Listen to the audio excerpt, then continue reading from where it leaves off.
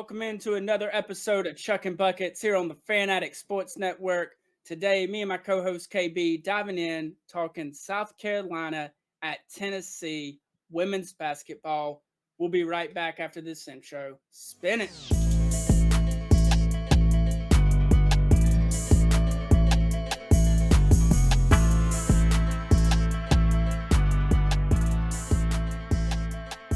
KB, man, some big basketball played this weekend. Now we're going to talk about the Lady Gamecocks going on the road, playing at the Summit, going to the home of women's basketball for a long time, Tennessee. What's your thoughts? Man, I think it's another big game, man. I mean, as dominating as we know the women Gamecocks are, we know night in and night out, people coming for their heads, right? And when you're on the road, it's definitely different than being at the house. Like I said, going back to your dorm, you know what I'm saying? You got your family there, all that. And I expected this to be a tough arena, man. I mean, we no doubt we're past the Pat Summit days, right? You know what I'm saying, of Tennessee, you know what I'm saying, Tamika Catchings, those ladies. But I mean, you still can't sleep on a good Tennessee team and a Tennessee culture that they've built up in that women's division up there. Yeah, no, definitely. One thing that I think I'm really excited to see is the battle on the boards in this game. South Carolina averaging 47 rebounds a game, Tennessee right behind them at 42. One of probably outside of South Carolina and LSU, the best rebounding team in the SEC. So it is definitely going to be fun to watch those two battle it out on the boards, trying to clean up the glass and limit second chance. Yeah, no doubt about it. I agree with you on that, man. Even from Tennessee's perspective, I think I watched a couple games from them, but their guards are good with rebounding as well, which is gonna make a difference from the Gamecocks. I mean, obviously, we know what they get out of their bigs, but I think those guards going to have to box out a little bit more than they have in the past.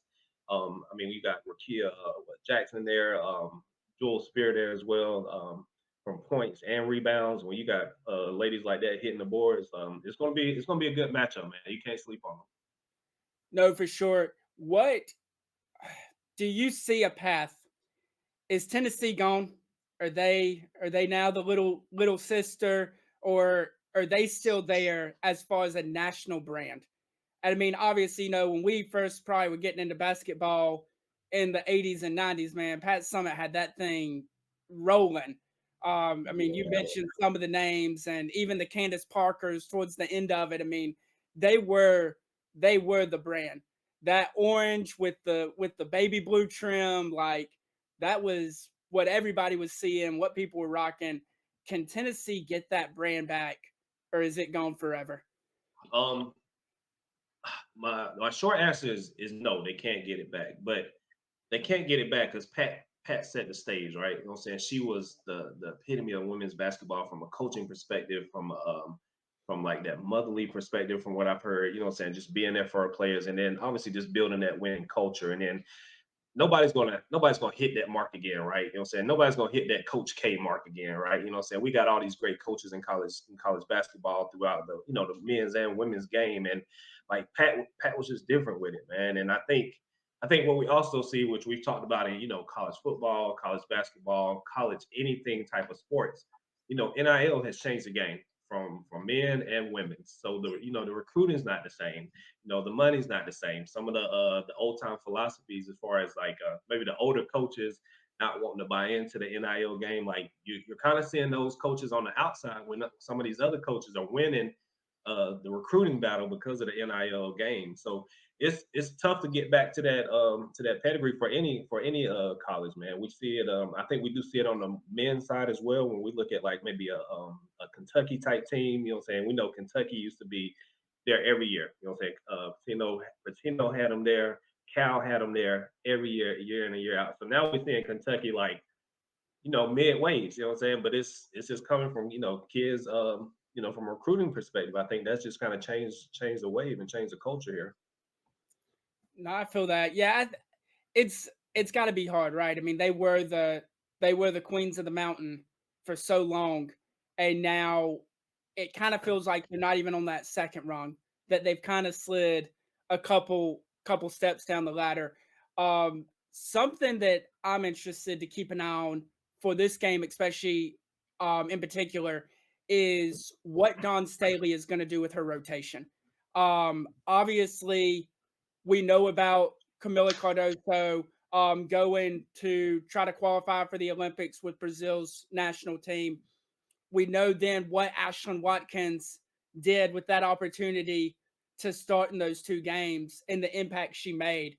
How is she going to balance those minutes out now between Cardoso, Chloe Kitts, Watkins? I mean, because Dawn said it herself after the game Sunday, Watkins has to be on the floor.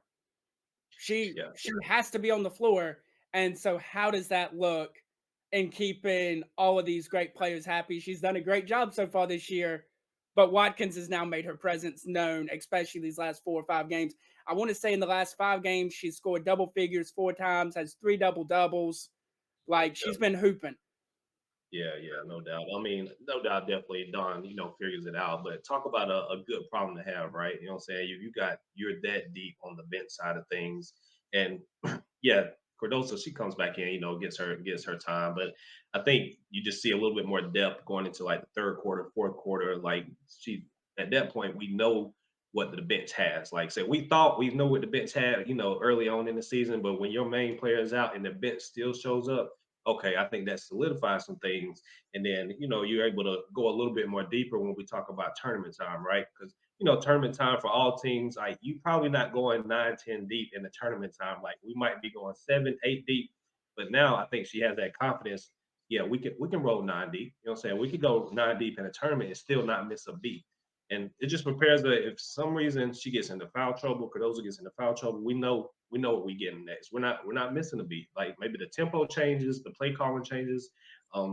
But I think they pick up. If anything, they pick up the pace when Cardozo is not on the court as far as up and down. Yeah, no, I definitely think that Don's definitely comfortable 8 deep.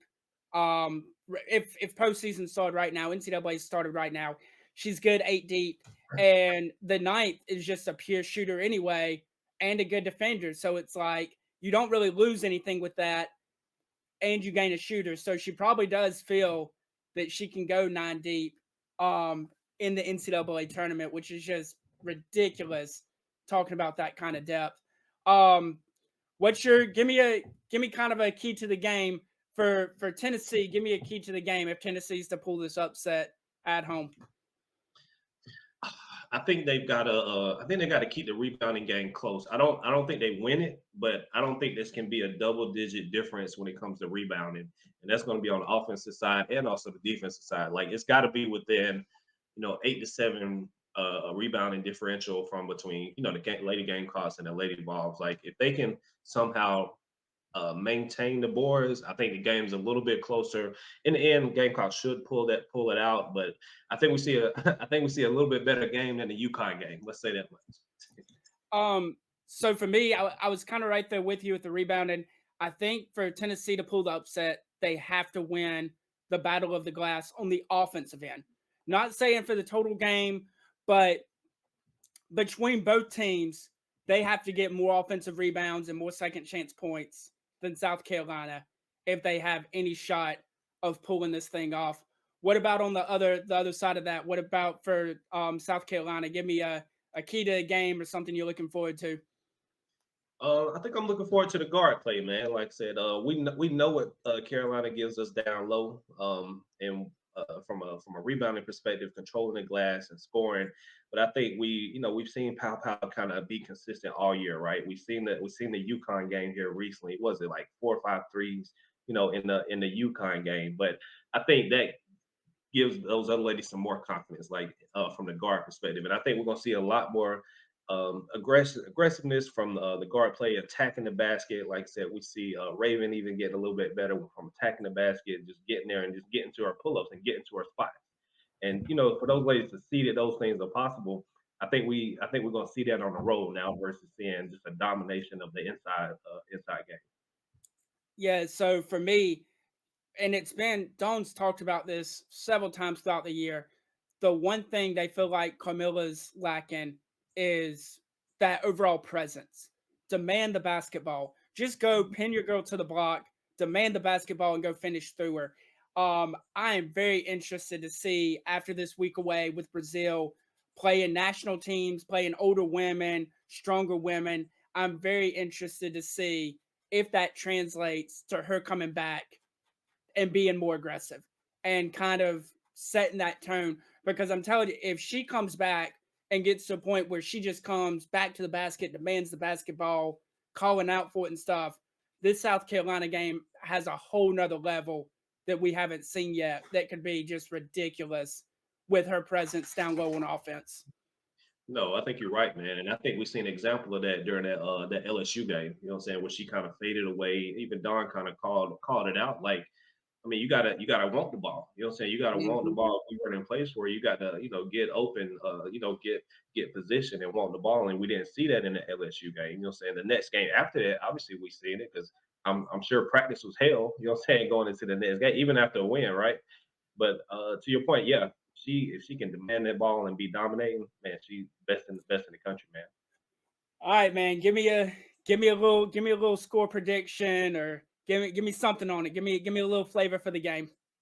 Uh, um, I think Gamecocks reached the 70 mark again. I'm gonna say about 73-60, man. I'm going with a 13-point win with the Okay. Gamecocks, You being nice.